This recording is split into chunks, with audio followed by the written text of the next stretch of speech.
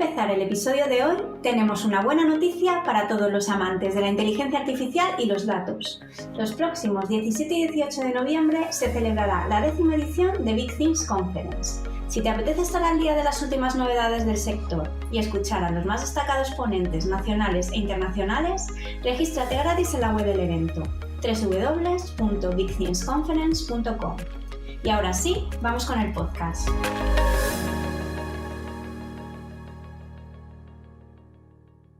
Estás escuchando Cómo conocía nuestro cloud, un podcast en el que hablaremos sobre Google Cloud y cómo sacarle el máximo partido a los servicios que ofrece, de una manera imparcial y amena. Hola a todos y bienvenidos a una nueva edición de Cómo conocía nuestro cloud, el podcast de Goodly sobre Google Cloud. Hace unos días tuvo lugar el evento más importante del año.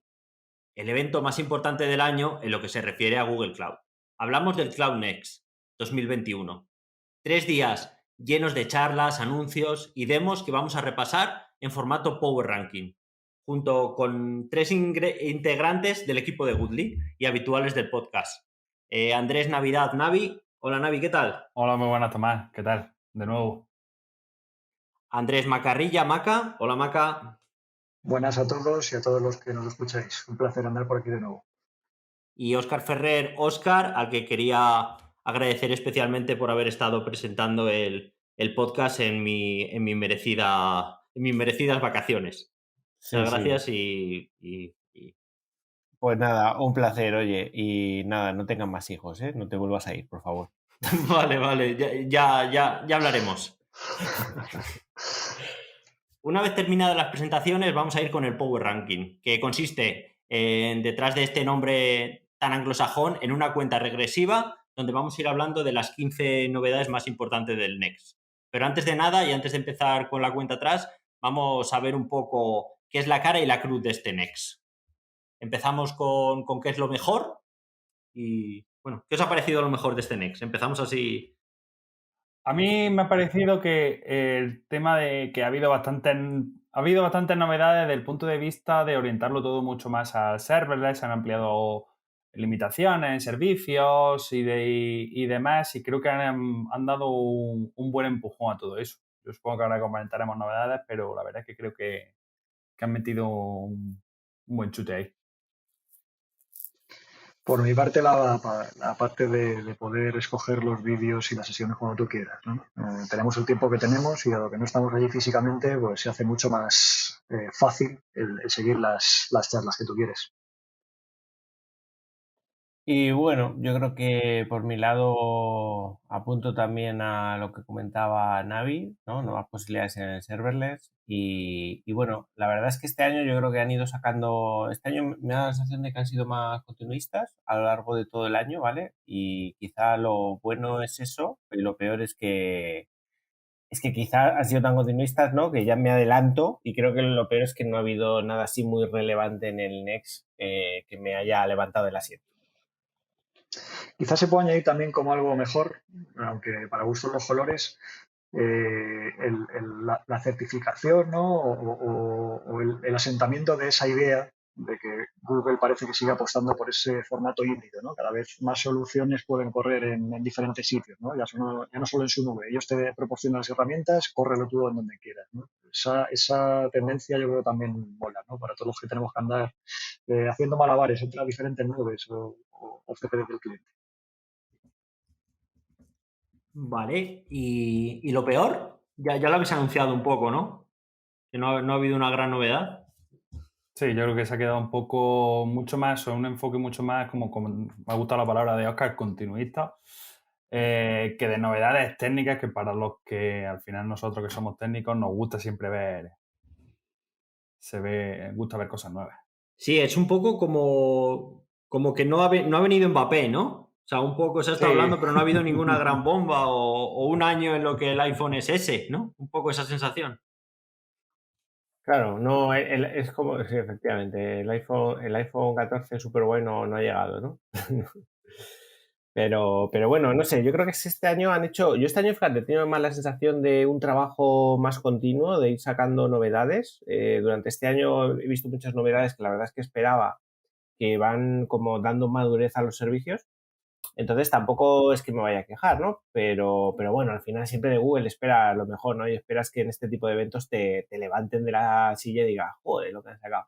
Entonces, bueno, no ha sido el caso, pero te digo, tampoco me quejo mucho. Yo creo que este año han ido sacando bastantes cosas y me alegro por ello. Sí, y muchas cosas que salieron la temporada anterior, ¿no? En anteriores temporadas se ve cómo están madurando y ya son más estables. Y bueno, y si nos quejábamos de que había muchas betas, pues bueno, ir cerrando cosas y dejándolas más completas, añadiendo las funcionalidades que faltan, pues también se agradece. Pues si os parece, vamos a empezar con la cuenta atrás y la noticia en el número 15 o el anuncio en el número 15 es acerca de la protección en Beyond Corp usando Machine Learning avanzado. Bueno, lo primero de todo yo creo que deberíamos empezar por recordar qué es esto de Billion Core, ¿no? Porque, bueno, estas novedades entran sobre un servicio que ya estaba activo, pero que a lo mejor alguno de nuestros oyentes no conocen todavía, ¿no?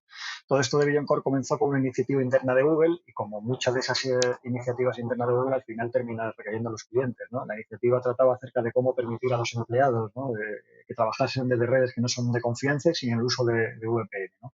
Pues a partir de ese escenario de no confianza, de no confianza en absoluto en nada, pues surge esta solución que termina recayendo en los clientes. BillionCore ya lleva tiempo, tiene ciertas funcionalidades, pero lo más importante o lo que han contado como novedad en el Next de este año es el uso, ¿no? o el apoyarse en toda esa parte de Machine Learning, ¿no? para potenciar y para dar nuevas características. ¿De qué estamos hablando? Bueno, pues en primer lugar, de un servicio de clasificación de reputación de URLs, ¿no? Con un catálogo con una continua actualización y que apoyándose en un servicio de aprendizaje automático a través de un modelo de Machine Learning es capaz de en tiempo real proporcionarte advertencias de sitios maliciosos o de suplantación de identidad.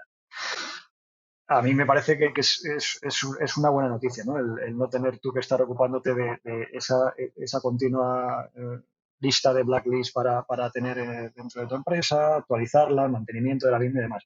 En segundo lugar, hasta ahora ya teníamos avisos, ¿no? Desde el servicio de Billion Core teníamos ciertos avisos, pero no eran personalizados, no eran customizables, ¿no? Cuando había algún breach, alguna brecha o alguna advertencia, ¿no? En base a la detección de un malware o en base al movimiento fuga de datos confidenciales, eran mensajes bastante genéricos, ¿no? Ahora, bueno, pues ahora existe, en base a una serie de configuración, pues el poder customizar, el poder adaptar a tu empresa esos mensajes.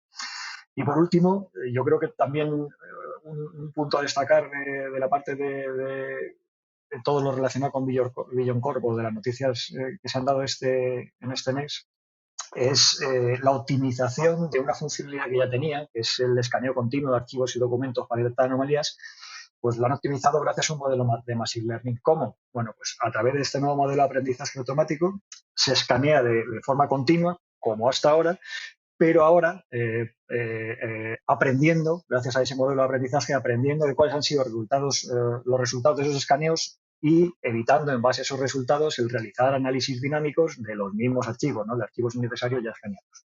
Yo creo que para mí eso es lo más importante de todo esto.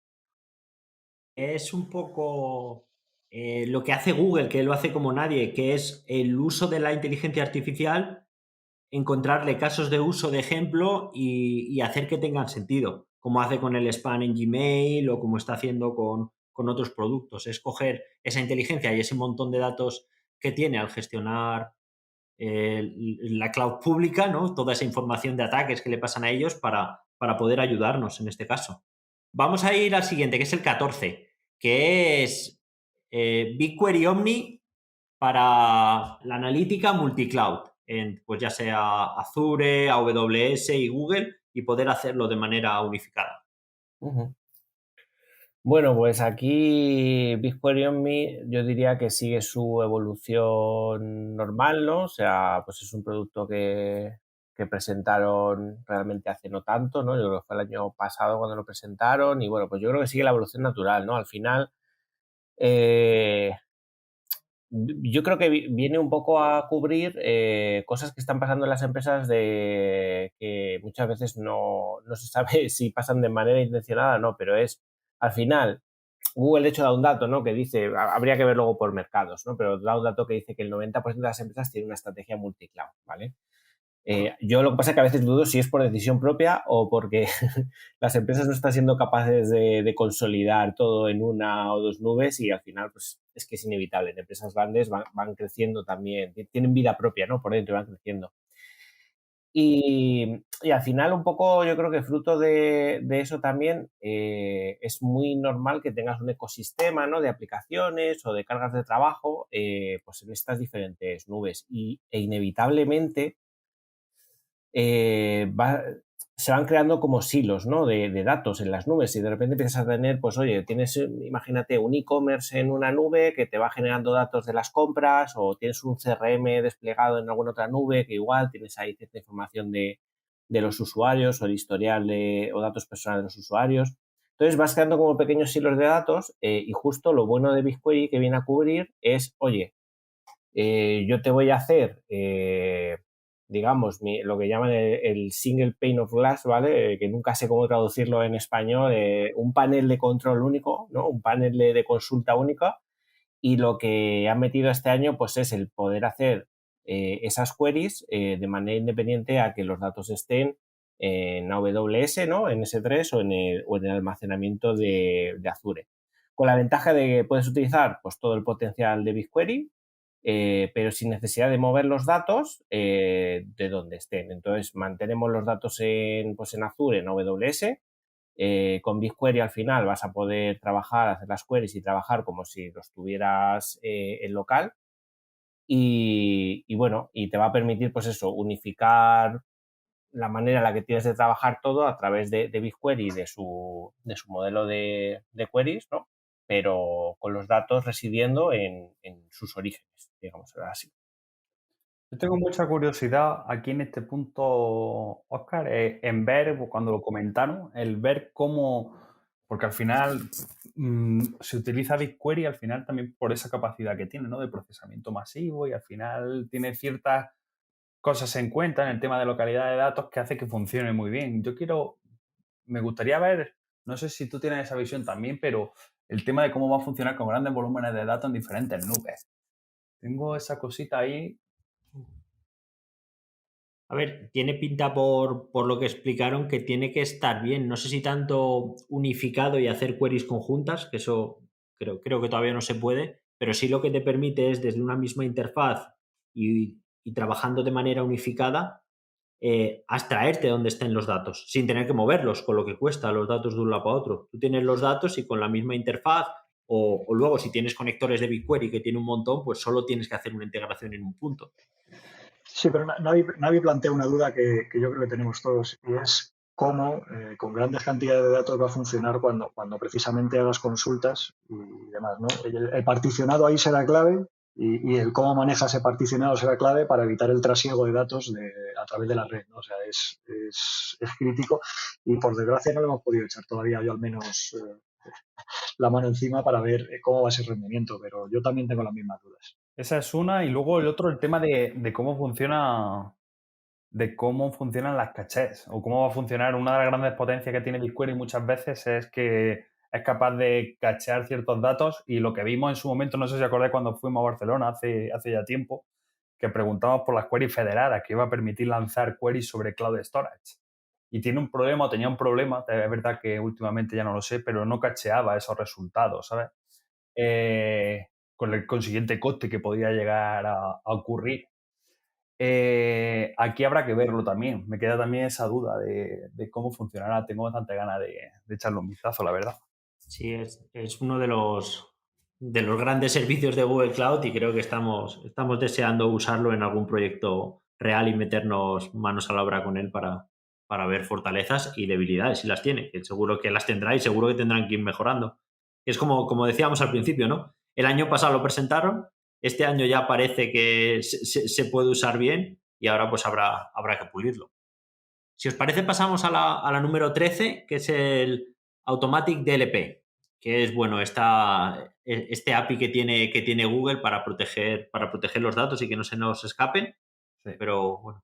DLP, simplemente por recordarlo un poco, comentar, es el servicio que tiene Google totalmente gestionado, Data Loss Prevention, que ayuda pues, bueno, un poco a descubrir, a clasificar los datos, bueno, los datos que tiene tu compañía, incluso bueno, ofuscar y hacer un enmascaramiento, una tokenización de los datos y demás.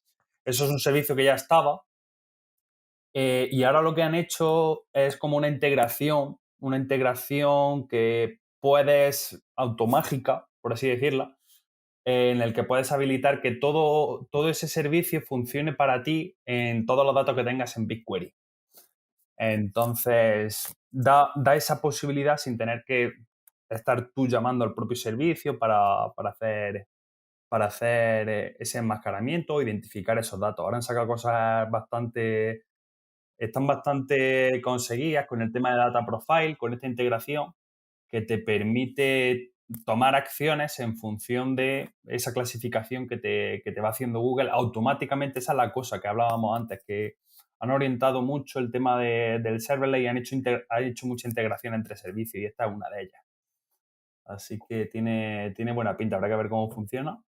Interesante sobre todo porque es a nivel de organización, ¿no? O sea, tú a nivel de organización puedes decir que hacia abajo de la organización pues te descubra y te clasifique esos datos sensibles. Yo creo que esto va muy de la mano, es que al final Google hace cosas para ellos que luego os ponen como servicios, ¿no? Pero esto tiene mucho la pinta de también las novedades que ha sacado Workspace, ¿no? O que ya tenía Workspaces con la parte de justo de esto, ¿no? De cuando estás generando un documento, un doc, tú desde tu consola de Cloud Identity puedes definir ciertas reglas que te avisen o te hagan ciertas acciones sobre datos sensibles, ¿no? Entonces, cuando tú, por ejemplo, en un documento en Google Doc escribes un número de teléfono, un correo o algo así, realmente por detrás Google lo está escaneando y te puede decir, oye, ojo, que esto es información sensible, o enmascarártela, o darte un warning de, oye, cuidado si compartes esto, que aquí hay estos datos, ¿no?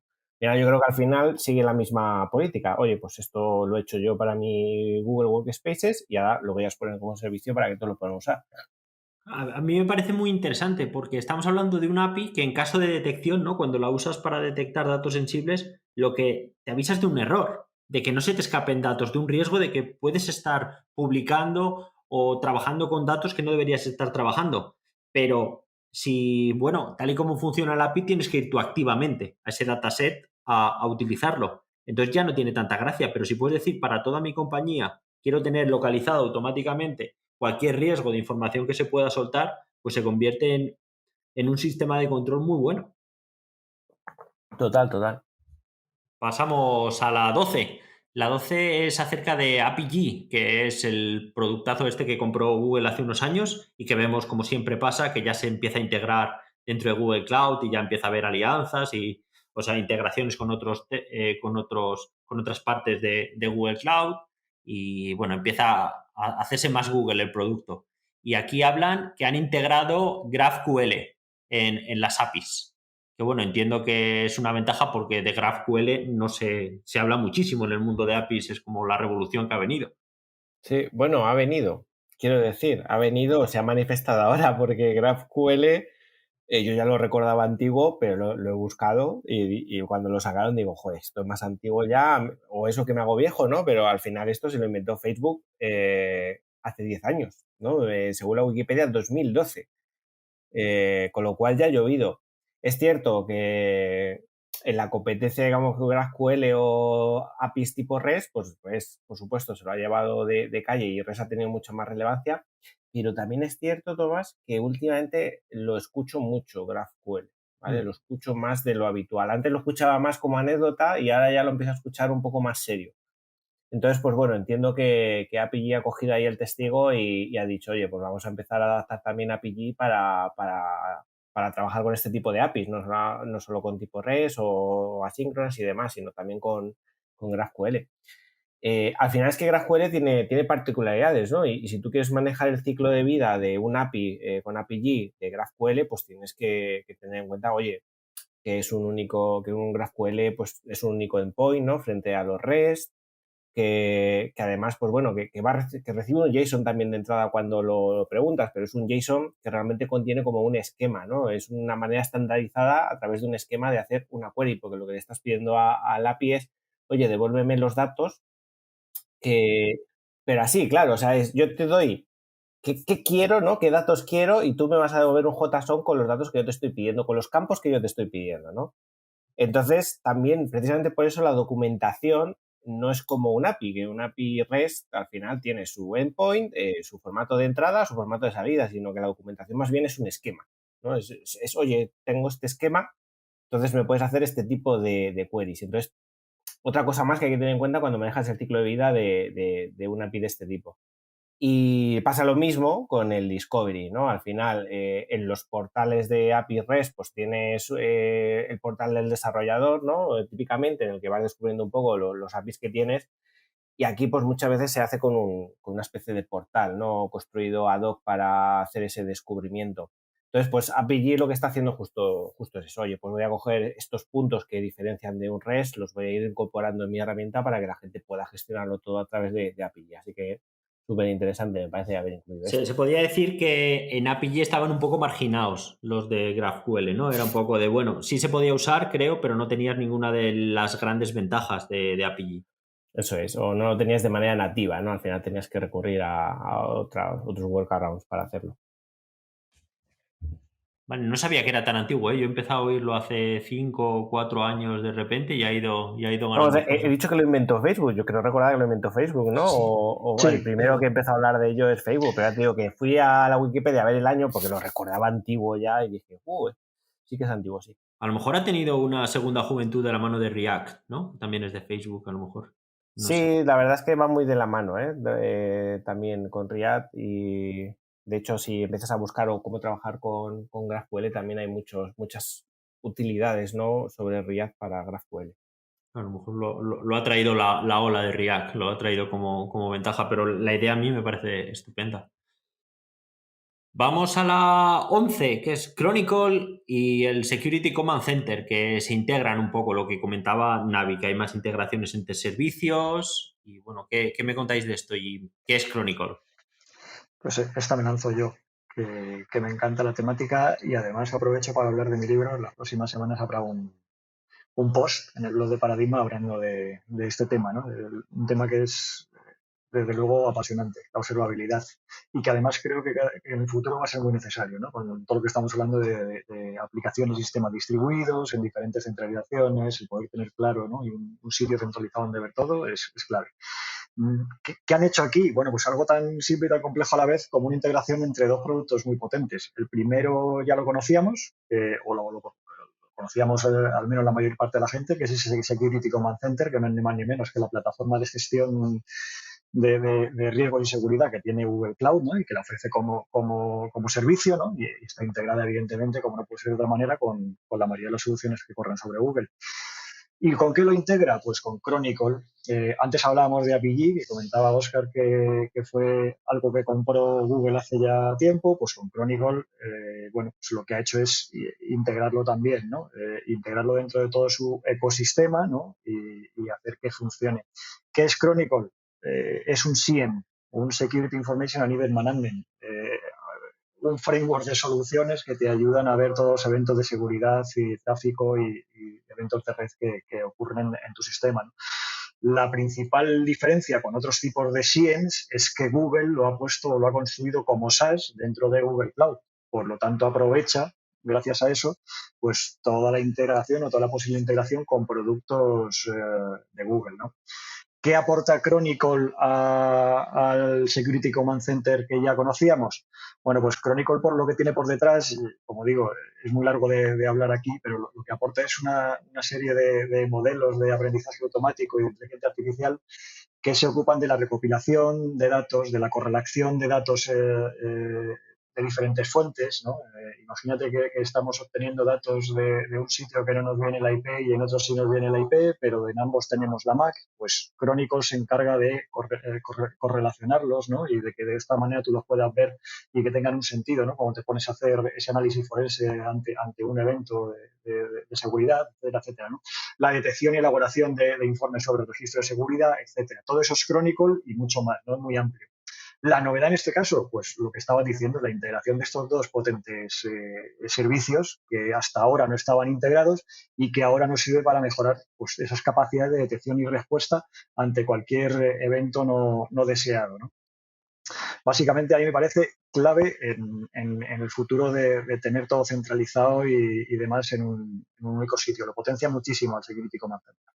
Además es una pata que bueno, cuando ayudamos a las empresas, a nuestros clientes a entrar en Google Cloud mediante Foundation o Landing Zone, como ya comentamos en un podcast pasado, siempre es una de las patas que salía y que no tenía Google la solución hecha, porque hay otras, hay tema de login y monitoring, que Google tiene su propia solución, el antiguo Stackdriver, pero que te lo puedes llevar si no te gusta la de Google, pero de siempre la verdad es que ahí hacía agua Google Cloud, te tenías que ir a una herramienta tercera. Y evidentemente tener un SIEM para las empresas es mandatorio, diría. Sí, eso es. Cuando empiezas a hacer el desembarco a la nube, ese Journey to Cloud que llamamos, bueno, pues al final las empresas se encuentran en diferentes estadios, en diferentes fases. Empresas, no digo menos maduras, pero sí que tienen menos requerimientos o menos legislación / normativas que cumplir, ¿no? O incluso menos sistemas que integrar, les vale, como dices, con las soluciones de monitorización de Google. Pero hay otras empresas que por regulación, que por necesidades propias, que por diferentes razones, bueno, pues ya tienen sus diferentes sistemas de SIEM, ¿no? Lo más famoso, por ejemplo, uno de los más famosos es Splunk. Splunk es una herramienta que es ejemplo, ¿no? de qué funcionalidades tiene que cumplir una herramienta de observabilidad de este tipo y reúne todas aquellas características que son necesarias en una empresa que tiene una complejidad y una madurez ya de sistemas distribuidos, ¿no? Monitoriza sistemas legacy, monitoriza sistemas distribuidos en diferentes nubes o CPDs, monitoriza de forma proactiva y automática elementos que ocurren en tus sistemas de firewall o en esos Palo Alto que todos escuchamos y que nadie nos atrevemos a tocar. Es decir, son sistemas o aplicaciones muy complejos y que cuando entras a proyectos grandes con empresas grandes te vas a tener que pegar con ellos, ¿no? Y es uno de los requisitos, el tener todo monitorizado y centralizado. Bueno, ya que has hecho, Maca, publicidad de tu post que saldrá en breve, también aprovecho para adelantar que haremos un podcast sobre este tema dedicado porque es súper interesante, como has dicho, y seguro que a todo el mundo le interesa o le va a interesar tarde o temprano. Así que haremos un episodio. Aprovecho este momento para decir que se nos ha acabado el tiempo por hoy, que nos queda el top 10, lo más importante, el top 10, que continuaremos en el siguiente episodio hablando. Muchísimas gracias, Óscar, Maca, Navi, por estar aquí y cuento con vosotros para la continuación. No me dejéis tirado ahora para el top 10. Claro que sí. Nada. Siempre, claro. Nos vemos en unos días. Luego te invitas. Muchas gracias a todos los oyentes por estar ahí y nos vemos en la próxima. Un saludo. Hasta luego. Hasta luego.